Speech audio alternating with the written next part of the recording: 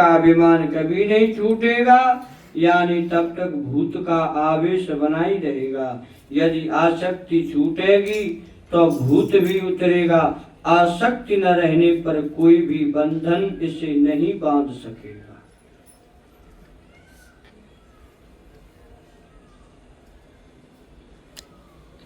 इसी भाव को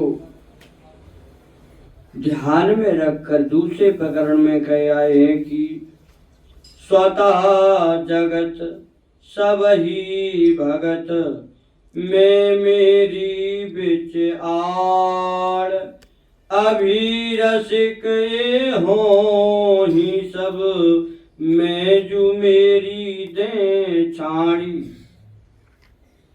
इसी अभिप्राय से श्रुति कहती है शरीर में आसक्ति न रहने पर प्रिय और अप्रिय स्पर्श नहीं करती। देहासक्ति छोड़ते ही ये प्राणी जीव से दास हो जाते हैं। इसका भाव यह है कि यह जीव वास्तव में प्रभु का सेवक है। सेवक इनको नाम है,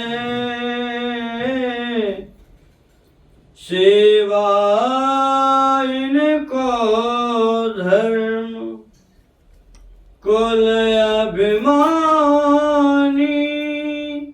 होए करत काम मोह बस कर्म। जैसे देवदत्त नाम के प्राणी पर भूत चढ़ा तो वह अपने को भूलकर उस भूत का नाम कहने लगा कि मैं अमुक प्राणी हूं, और जब भूत उतर गया तो उसे देवदत्त बनना नहीं पड़ता। ऐसे ही सब लोगों को स्वतः सदा से आत्म स्वरूप की प्राप्ति है ही। उन्हें कुल आदि के अभिमान का आवेश है। इस आवेश के मिटने पर किसी भी प्रकार के उपाय करे बिना या उन्हें अपने निज रूप का ज्ञान बना बनाया है।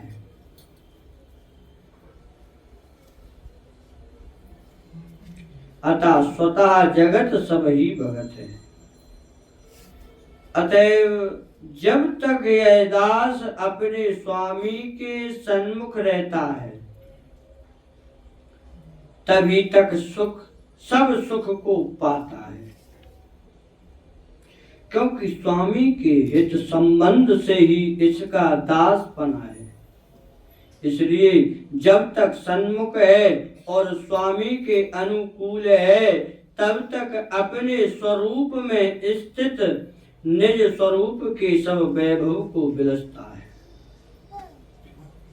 और जब स्वामी से विमुख होता है उसी समय इसका दासपना हटकर अविद्या की फांसी में फंस जाता है। तब जरा सी बात की अभिलाषा लेकर राजसी पुरुषों के आगे दर दर मारा डोला करता है। इस अविद्या की फांसी में पड़ा सबको अपने से बड़ा समझकर उनका दास अनुभव करता है।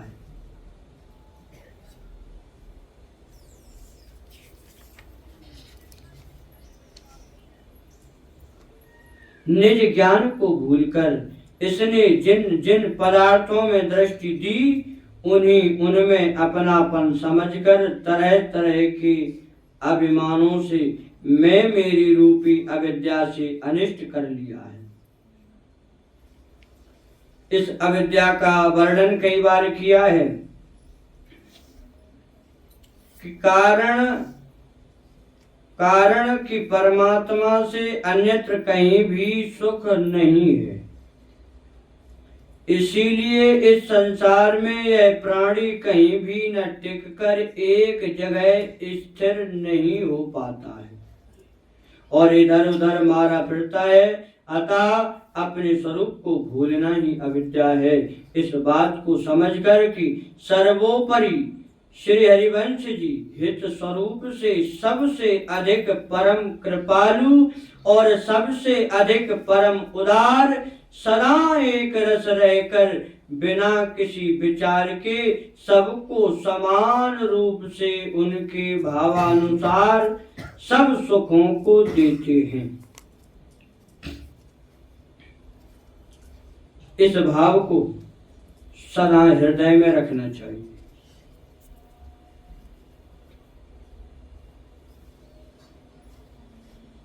क्योंकि जो संसारी है उनका हित संसार में लगा है, वह उनके भावानुसार उनको संसार का सुख दे देते हैं। और जो स्वरूप को जान चुके हैं तथा जिन्हें प्रिया प्रियतम की लीला निरखने में सुख होता है, उनको उनके भावानुसार लीला का सुख दे देते हैं। इनकी दृष्टि में कोई विषमता नहीं आती है कि किसी को कुछ दें और किसी को और कुछ दे देवें। इस सिद्धांत को अच्छी तरह विचारने का फल यह है कि अपने चित्त को सदा हित दंपत्ति के चरणों में ही लगावे।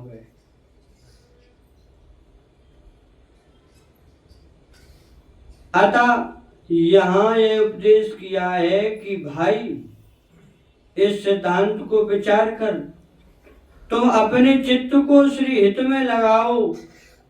इस बात में सब महान साक्षी हैं कि जिस प्रकार की करनी कहनी और रहनी से श्रीहित दंपत्ति में निरंतर चित्त का लगना बने, उसी प्रकार की करनी कहनी और रहनी का सदा आचरण करो।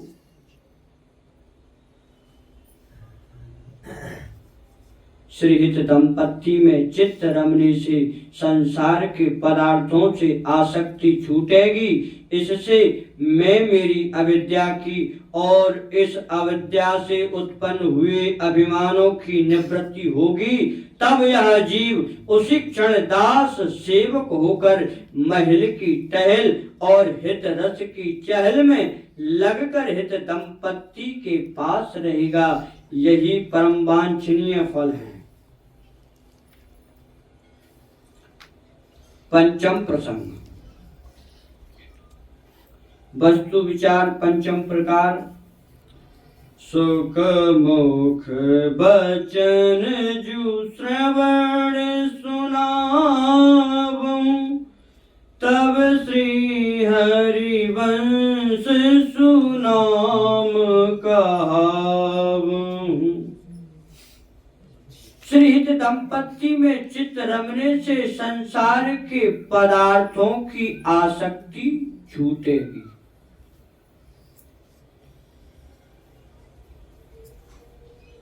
इस बात को पुनः बताने के लिए इस प्रसंग में श्रीमद् भागवत को प्रमाण मानकर श्री सेवक वाणी जी का वचन लिखा है।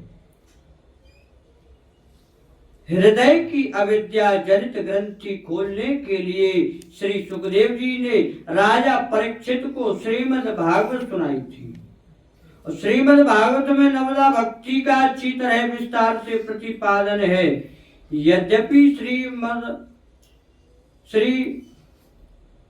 मखागवत में श्रीमद् भागवत में अनेक कथा प्रसंग लिखे हैं, तो भी उन सब कथाओं का सार श्री कृष्ण भक्ति ही है।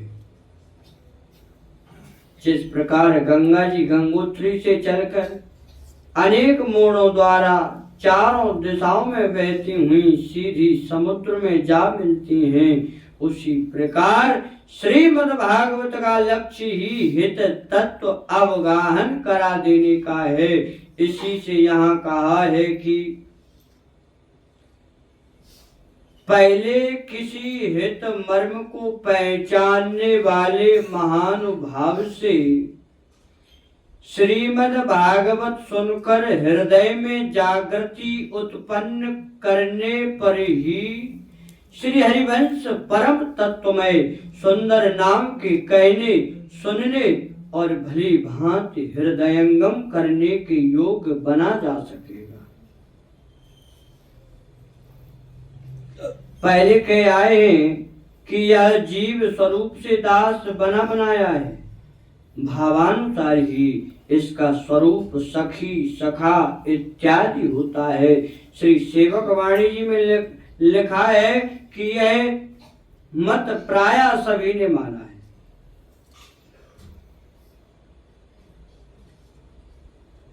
सखी सखा क्यों कहूं निवेर, तो मेरी मन की अब शेर,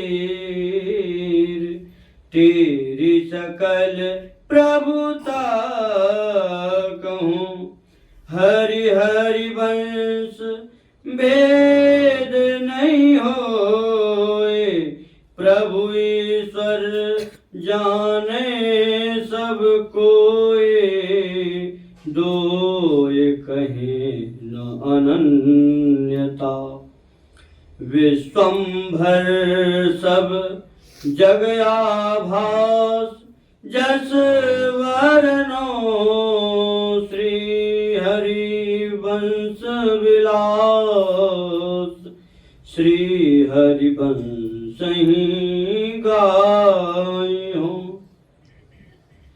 प्रथम जु सेवक ने जस गायो, तेरी सकल ऐश्वर्य लखायो, नाम गिरा रस निज मन भायो, ठोर ठोर रसना दुलरायो। श्री सेवक जी ने हरीशों और गुरुसों और हरिवंश सो सात्विक दृष्टि करके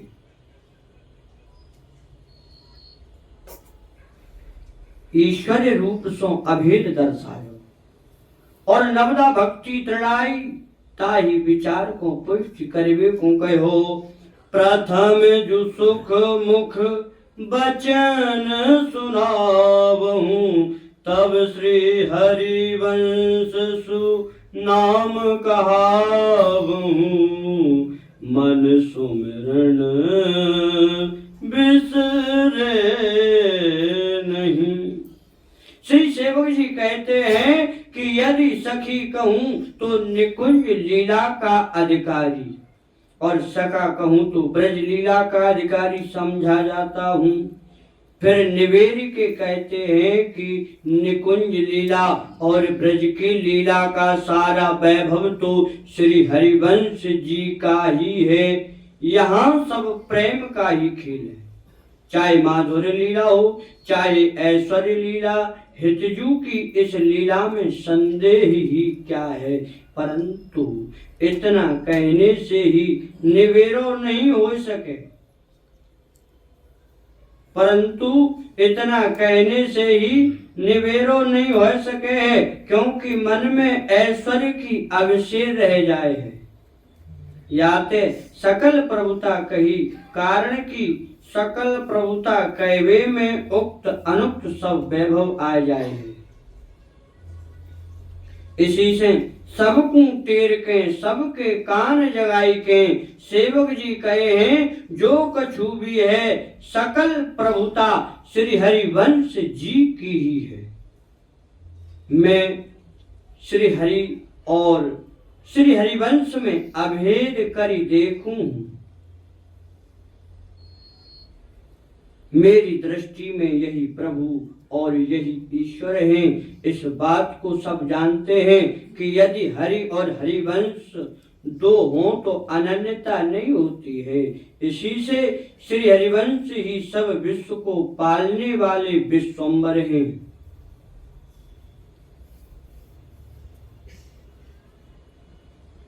एतस्य आनंदस्य मात्रा सर्वाणि भूतानि जीवंती थी। इसी आनंद की छटा मात्र से सब प्राणी जीवित हैं।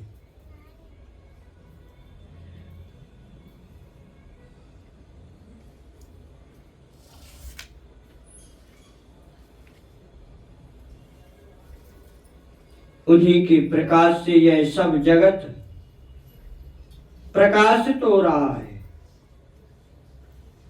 इसीलिए सेवक जी कहते हैं कि मैं श्री हरिवंश के जस ऐश्वर्य के विलास का वर्णन करता हूँ, क्योंकि मेरी प्रतिज्ञा है कि मैं एक हरिवंश को ही गाऊंगा। इसी से सेवक जी ने पहले जस प्रताप का वर्णन किया है और सबको पुकार कर ऐश्वर्य सुनाया है, फिर अपने प्रिय नाम और वाणी का गान कर हित रस को स्थान स्थान पर अपनी वाणी में दुलराया है। हरि तत्व, गुरु तत्व और हरिवंश तत्व में भेद नहीं है, वस्तु एक ही है, नाम न्यारे न्यारे हैं। यहाँ ऐश्वर्य रूप में अभेद स्थापित करके इसी रूप में 9 प्रकार की भक्ति का उपदेश किया, क्योंकि भक्ति सदा ऐश्वर्य भाव में ही हुआ करती है। इसी नवदा भक्ति को दृढ़ करने के लिए श्री सेवक जी अपनी वाणी के पहले ही प्रकरण के आरंभ में आज्ञा करते हैं कि पहले सुख जी के मुख से कहे हुए श्रीमद् भागवत को सुनो, फिर हरिवंश का नाम कहो और मन ही मन सदा नित्य श्री हरिवंश नाम स्मरण किया करो। फिर कहते हैं कि ज्ञान भक्ति वैराग बिन छूटे न माया पंद, छूटे बिन भेटे नहीं पूरन परमानंद। ज्ञान भक्ति वैराग्य सो पात्र बनाई पकाए, तब निश्चल माधुर्य रस रहे तहाँ ठहराए। कहा वस्तु को रूप है, कहा दरस में आड़, कौन सुकृत जासो छुटे, कहो भरम सब छाण। सर्व वस्तु का रूप है, अहम दरस में आड़। नवधा भक्ति सुकृत करो, आन आसरो छाण। प्रथम कयो व्यतिरेक, मुख शब्दातीत स्वरूप। पुण्य अन्वय वही है, सर्वनाम सब रूप। सुनी श्री गीता भागवत वेद पुराण सार, ज्ञान वैराग्य अरु भक्ति कही सुविचार। बोले श्री राधा वल्लभ लाल